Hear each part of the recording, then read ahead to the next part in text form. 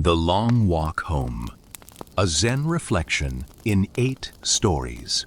There is an old story about a traveler who found himself walking a mountain road as the sun began to set, still hours from the village where he had hoped to spend the night.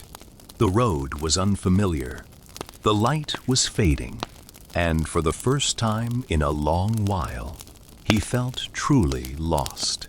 As the last color drained from the sky, he came upon an old man sitting beside a small fire at the edge of the path, a simple walking staff resting across his knees. The old man did not seem surprised to see him. He simply gestured toward the fire, an invitation to sit. "You look like a man carrying more than what's in his bag," the old man said. The traveler laughed, a little bitterly. "Is it that obvious?" "It usually is," the old man said. "Sit. The village is still far, and this road is easier walked slowly, with a little company." And so the traveler sat. And because there was nothing else to do in the darkening quiet, and because something about the old man's stillness made him feel he could finally set something down, he began to talk. He spoke of the years he had spent chasing a version of success that never seemed to arrive. He spoke of relationships that had ended, of friendships that had quietly faded, of a grief he had never quite finished grieving. He spoke until the fire had burned low, and the old man had said almost nothing at all, except, every so often, a single question that opened the next layer of what the traveler was carrying. When the traveler finally fell silent, embarrassed by how much he had said to a stranger, the old man only nodded slowly and began, unprompted, to tell a story of his own. This is that story. Or rather, these are those stories, 8 of them, told across a long walk through the dark, each one a small lantern lighting a different part of the road. You don't need to understand them all at once. You only need to listen the way the traveler listened, and let each one settle wherever it settles. Before the old man began, he added one more thing, almost as an afterthought, watching the fire rather than the traveler as he said it. "You don't need to hold on to every word tonight. Let your shoulders drop a little. Let your breath slow, the way it does when you finally stop rushing toward somewhere and simply agree to be exactly where you already are. On this road, in this dark, beside this small fire, whatever you came here carrying will still be there in the morning. If you still need it, for now, you only need to listen." Chapter 1. The Potter's Bowl. "Many years ago," the old man began, "I studied under a potter in a village not unlike this one. She was known across the province for a very particular kind of work.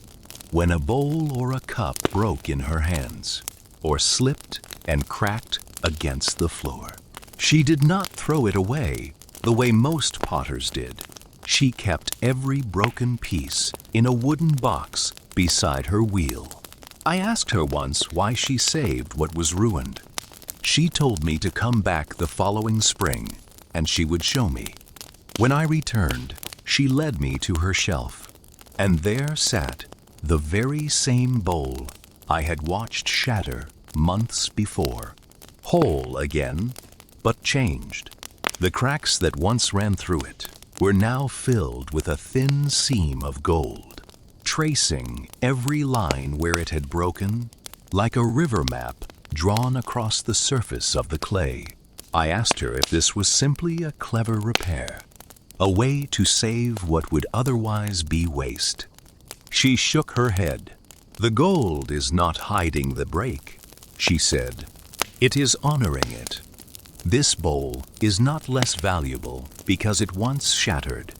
It is more valuable because now its history is visible. Anyone who drinks from it can see exactly where it fell apart and exactly how it was made whole again. A bowl that has never broken has a simpler kind of beauty, but a bowl that has broken and been repaired with care has a beauty no unbroken bowl could ever have." I did not understand her fully that day.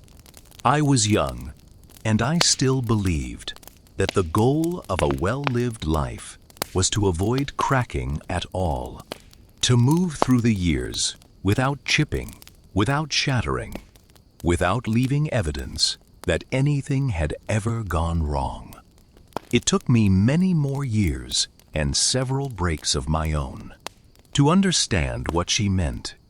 The traveler, listening beside the fire, found himself thinking of the parts of his own life he had spent years trying to hide, the failures he never mentioned, the versions of himself that had come apart and been rebuilt in private, with no gold seam, no visible mark, only a quiet effort to appear as though nothing had ever broken at all. "We are taught, most of us," the old man continued, "that our cracks are things to conceal. We learn to angle ourselves so others see only the unbroken side. We polish over the seams. We present a self that looks whole, even when we know, somewhere underneath, exactly where the fractures run. But consider, for a moment, what the potter understood. The cracks are not evidence of failure. They are evidence of having lived through something, and having been put back together with enough care that the seams themselves became part of the design.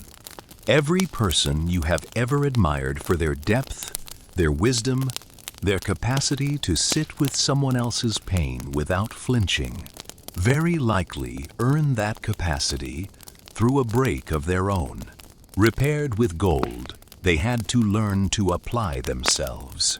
This does not mean we should go looking for breaks or celebrate suffering as though it were something to be desired. The potter did not shatter her own bowls on purpose, but when the break came, as it eventually comes to everyone, she did not treat it as the end of the bowl's usefulness. She treated it as an invitation to make something that could not have existed any other way. Let's pause here for a moment on this dark road.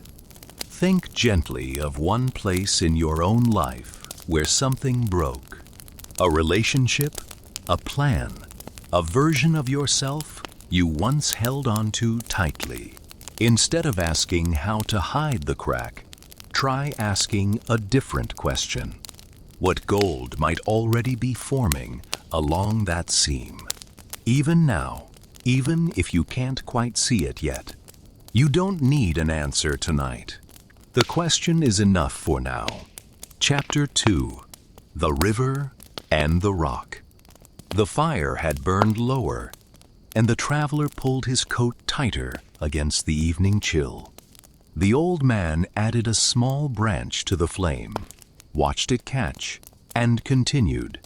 "There is a river not far from where I grew up," he said, "that runs through a narrow gorge lined with stone. In the middle of that river sits a single large rock, one that has been there, as far as anyone knows, since before the village existed.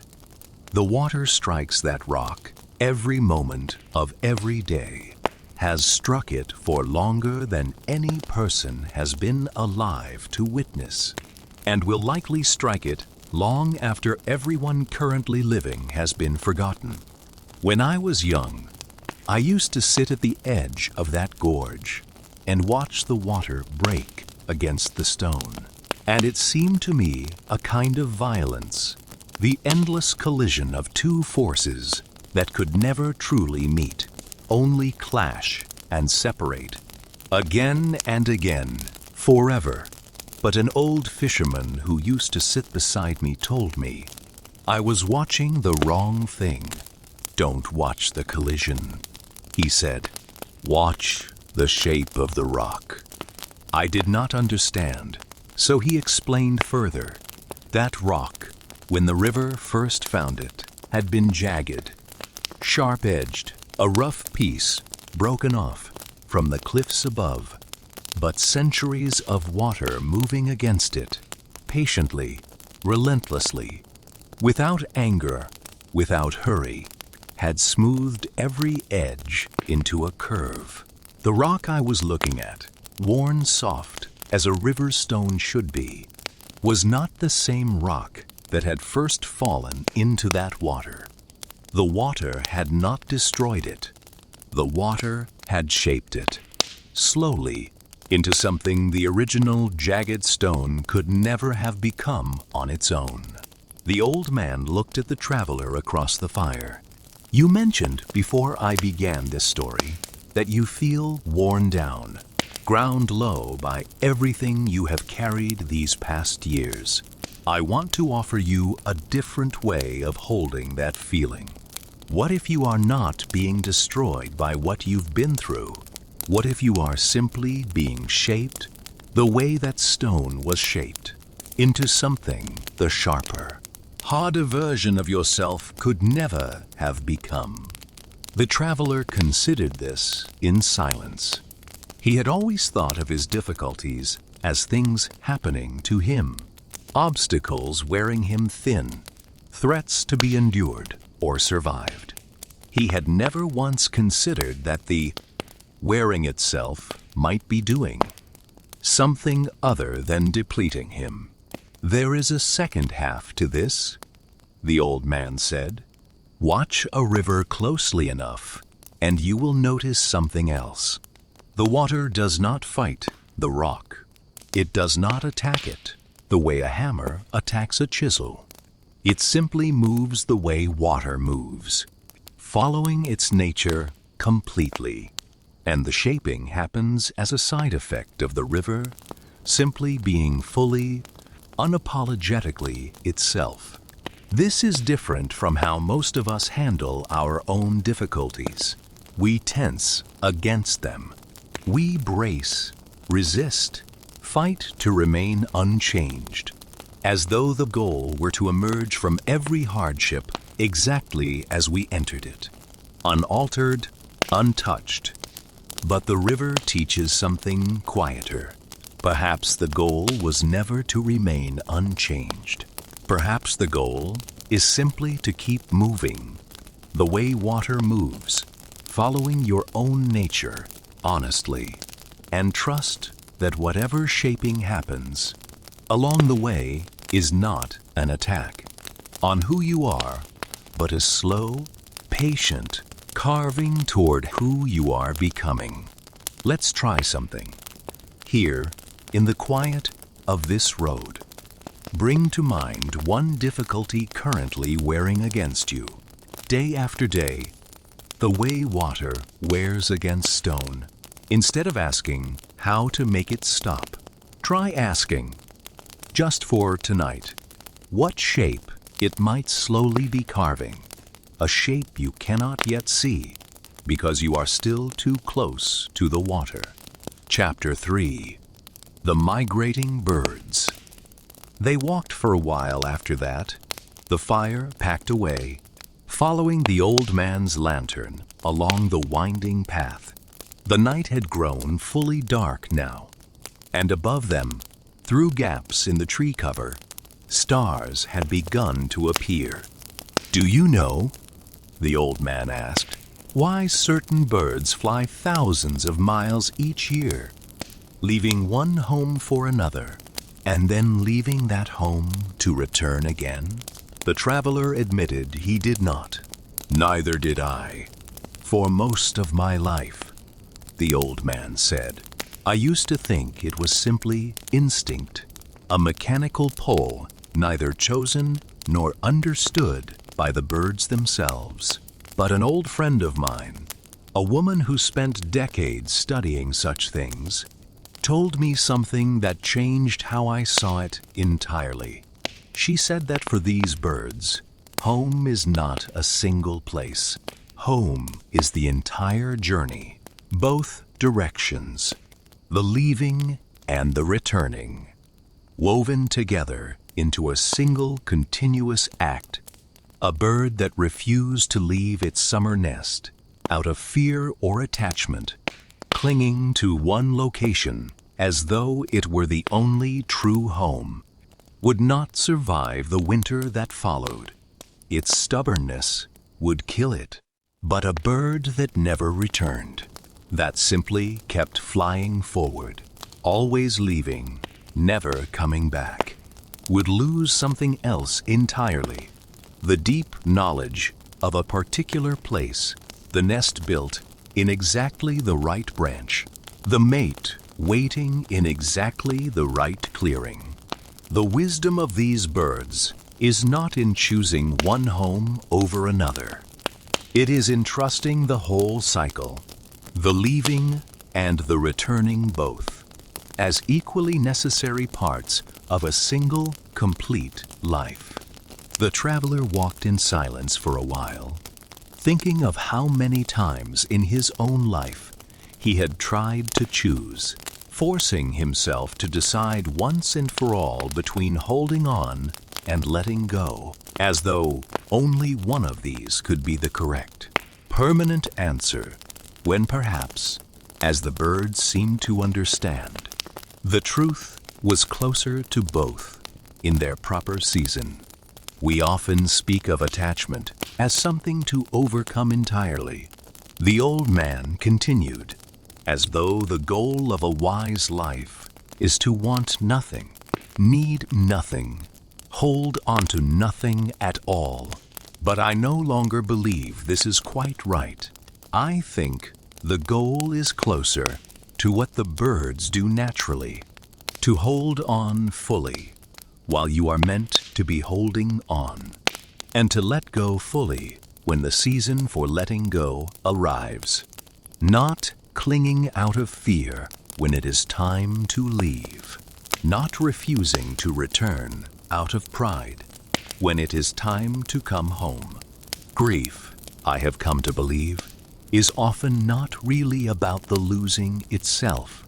It is about being caught between seasons, still trying to hold on when the migration has already begun, or still trying to fly when some part of you knows it's time to land. Let's pause again, here beneath these stars. Think of something in your life you may be holding on to past its natural season, or something you may be refusing to return to out of pride or fear, though some quiet part of you already knows it's time. You don't need to act on this tonight. Simply notice which direction, if any, you might be resisting. Chapter 4. The Lantern Maker. The path had grown steeper, and the old man slowed his pace, allowing the traveler to catch his breath beside him. There was a lantern maker, he said, once they had settled into an easier rhythm, who lived at the edge of a great forest, and whose lanterns were famous throughout the region for their extraordinary light, brighter and steadier than any others made in that time.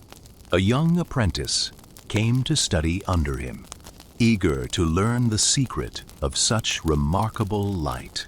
For years, the apprentice watched the old man work, memorizing every step, every measurement, every material, certain that somewhere in the technique lay the true secret he had come to find. Finally, on the day the apprentice was to leave and open his own workshop, he asked the lantern maker directly, "After all these years, master, I still don't understand. My lanterns follow every step, exactly as you taught me. Yet, they never burn quite as brightly as yours. What am I missing? The old lantern maker smiled and led him outside, to where dozens of finished lanterns sat glowing in the evening dusk. Tell me, he said, how long do you expect one of your lanterns to burn? As long as possible, the apprentice said. I make the flames small and conserve the oil carefully, so that it might burn for many nights before needing to be refilled. When asked why he did it, his answer, recorded by a traveling monk who happened to pass through and write it down, was simple. I do not know most of the people who will cross this bridge after I am gone. I will not be here to see their relief at not having to climb down into that ravine. I will not hear their gratitude, or know their names, or witness a single crossing that this bridge makes easier. And yet, I find I want to build it anyway. The traveler, listening, felt something shift quietly in his chest, though he could not yet name what it was. We live, the old man continued, in an age that has taught us to ask, before nearly everything we do, what we will get in return, what credit we will receive, whether anyone will notice, remember, or reward the effort. This is not a foolish question. It is simply an incomplete one.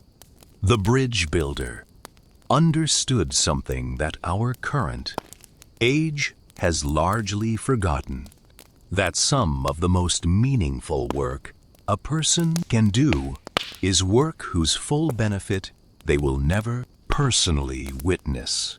A tree planted for shade that will not mature until long after the planter has died. A kindness shown to a stranger who will never learn your name. A bridge built for travelers who will never know the years it cost you to build it. This is not a call to abandon all reward, or to pretend that recognition means nothing.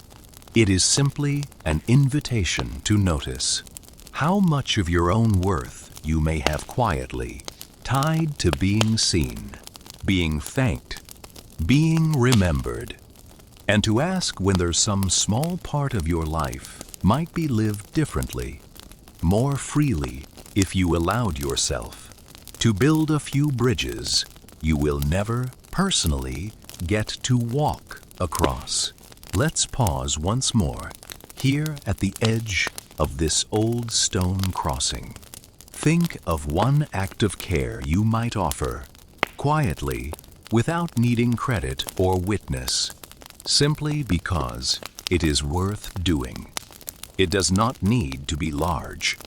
Sometimes, the smallest bridges matter the most to the person who eventually crosses them. Chapter 6. The Well That Never Overflowed. They walked on, past the old bridge, following a narrower trail that ran alongside a low stone wall. The old man slowed near a small, circular well built into the hillside, its stones dark with age and moss. This well, he said, resting his hand on its rim, was dug by a farmer who lived alone on this hillside long before the village grew large enough to need its own water source. For years, travelers passing through would stop here to drink, and the farmer never once asked for payment. One year, a drought came, the worst anyone in the region could remember. Every stream for miles dried into cracked mud. Every other well in the valley ran empty, and yet this well somehow never stopped giving water. Not abundant water, not more than a family could reasonably use, but always, every single day, exactly enough. Word spread, and people began to travel long distances to draw from it. Certain the farmer had found some secret spring, some hidden source, unavailable to anyone else. Many asked him to reveal his secret, assuming he had done something clever, dug deeper, found some trick of engineering the other well-diggers had missed. The farmer only ever gave one answer: "I do not draw more than I need on any given day," he said, "and I do not allow anyone drawing from this well to take more than they need either." A well is not like a river, always flowing, whether you use it or not. A well only gives back what is drawn from it, at the rate the earth can replenish. Every other well in this valley ran dry, not because the earth stopped giving, but because, on the one day, everyone feared scarcity most. Everyone drew as much as they possibly could, all at once. Out of fear, there wouldn't be enough later. That fear itself was what emptied the wells. Mine has water today for the same reason it had water yesterday. No one here has ever tried to take more than today asks for. The old man let this settle for a moment before continuing. I think of this well often. When I watch how people, myself included, tend to treat the good things in our lives, energy, attention, love, patience, we are so afraid of scarcity that we often create the very shortage we feared. We hoard affection, worried there won't be enough to give tomorrow, and in doing so, starve today of the very connection that might have replenished us. We rush to finish tasks far ahead of when they're needed, driven by a fear of not having enough time later, and, in doing so, exhaust the reserves we'll actually need when tomorrow arrives. The farmer's well never overflowed, because he never demanded more from it than a single day required. And it never ran dry, for the very same reason. Let's pause here, beside this old well. Think of one part of your life where fear of not having enough has quietly led you to hoard, rush, or overextend yourself today in service of a tomorrow that has not yet arrived and may not need what you're sacrificing to prepare for it. Ask yourself, gently, what it might feel like to draw only what today is actually asking of you. Chapter 7. The Cartographer Who Burned His Maps. The trail widened again as they descended, the trees thinning slightly to reveal a wider stretch of night sky. There was once a cartographer, the old man said, employed by a wealthy lord to map the full extent of his territory. Every river, every ridge, every village boundary, so that nothing under his rule would remain uncertain or unrecorded. The cartographer worked for many years, producing maps of extraordinary precision, until one day his lord called him in and asked how much longer the work would take to fully complete. "It will never be fully complete," the cartographer admitted. "Rivers shift their banks each season, villages grow, and boundaries move. A landslide last spring reshaped an entire valley I had already mapped twice.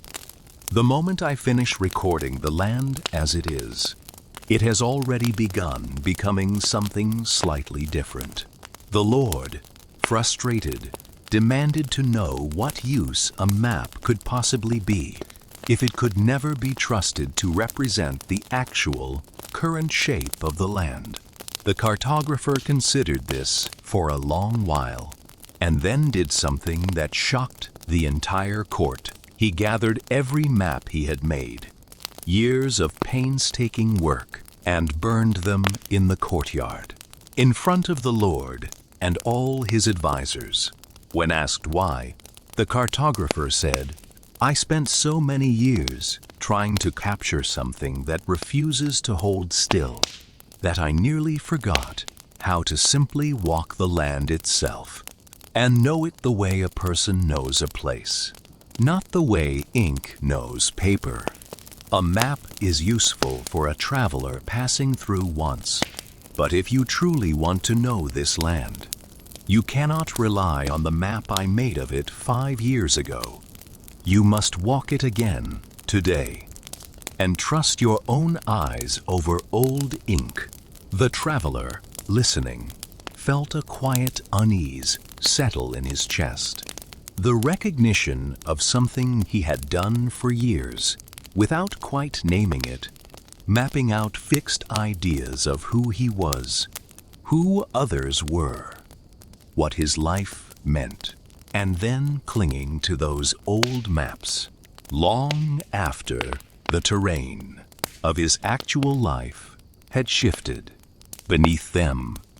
"We do this constantly," the old man said, as though he had read the traveler's thoughts. "We form a picture of ourselves at 20 and spend the next several decades consulting that old, outdated map, even as the actual landscape of who we are keeps shifting beneath our feet.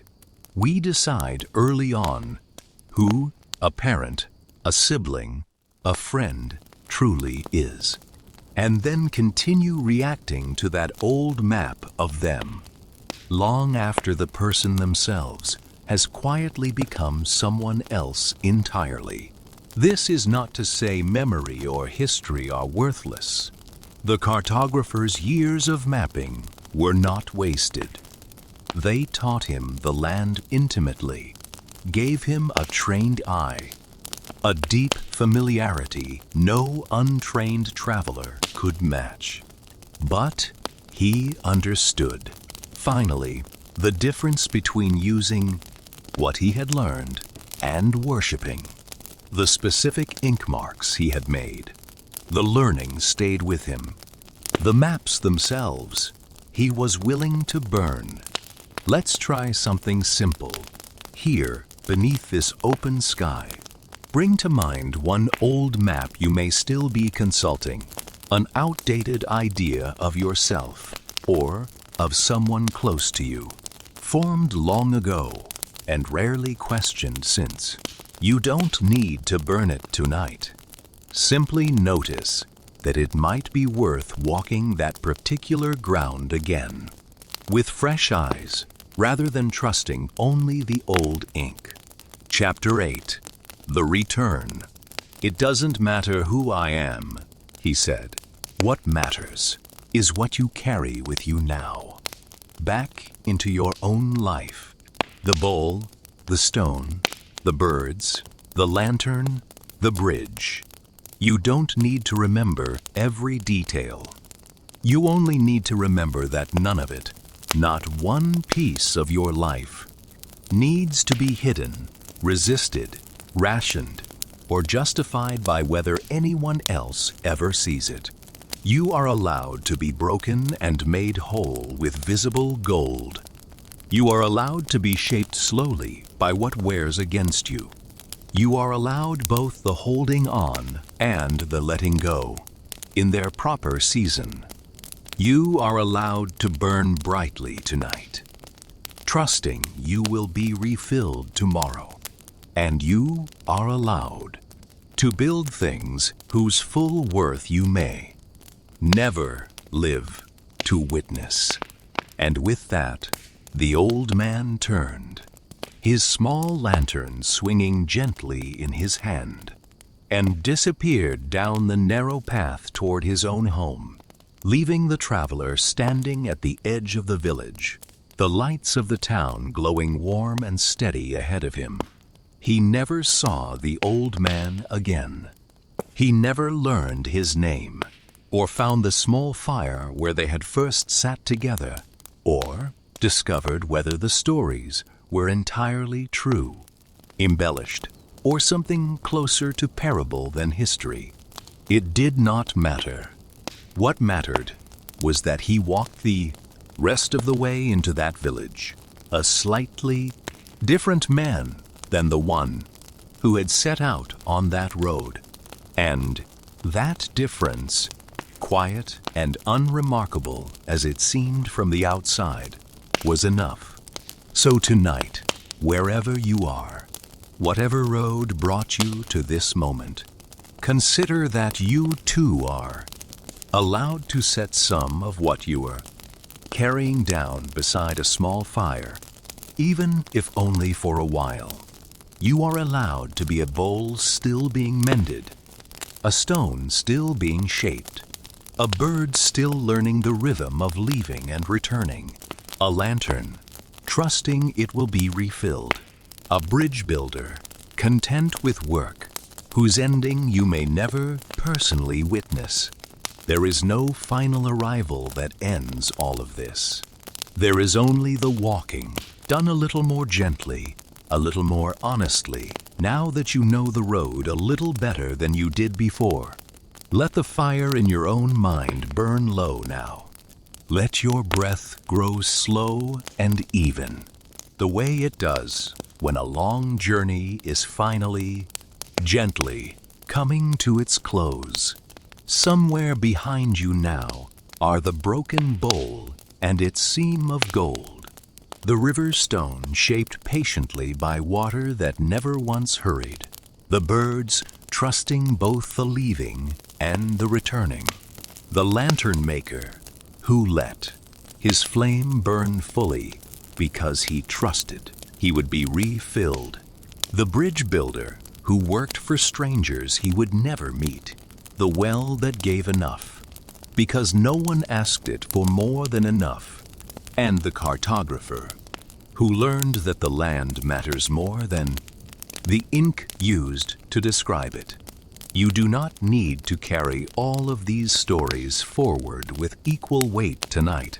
Perhaps only one of them found its way into you tonight, settled somewhere quiet, and that is enough. The others will still be here, waiting the next time you need them. That is the nature of a story worth telling twice. It does not run out. It simply waits, patiently, the way the old man waited beside his small fire. For whenever you are ready to sit down again and listen, notice, if you can, the weight of your own body right now, resting wherever you are resting. Notice the slow rise and fall of your breath, asking nothing more of you than to continue, gently, the way it has continued every night of your life, without you ever needing to force it. If your mind wanders back to something from today, some unfinished worry, some small ache still sitting in your chest, let it visit for a moment, the way a traveler visits a fire on a cold night, and then let it continue on its own way, the way the old man eventually continued down his own path, without needing you to follow. You have walked far enough for tonight. Rest now. Let the village lights ahead of you blur softly into whatever rest is waiting for you, whatever quiet you have been walking toward all day without quite knowing it. The bowl will still be whole tomorrow, its gold seam catching the morning light. The river will still be shaping its stone, patient as it has always been. The birds will still know when it's time to leave and when it's time to return. The lantern will still be refilled. The bridge will still be standing, ready for the next traveler who needs to cross. The well will still give exactly enough. And you, whatever you carried onto this road tonight, whatever you set down somewhere beside that small fire, will still be here in the morning too, steadier, a little lighter, enough. Rest now. the road will still be there tomorrow. And so, quietly, steadily, will you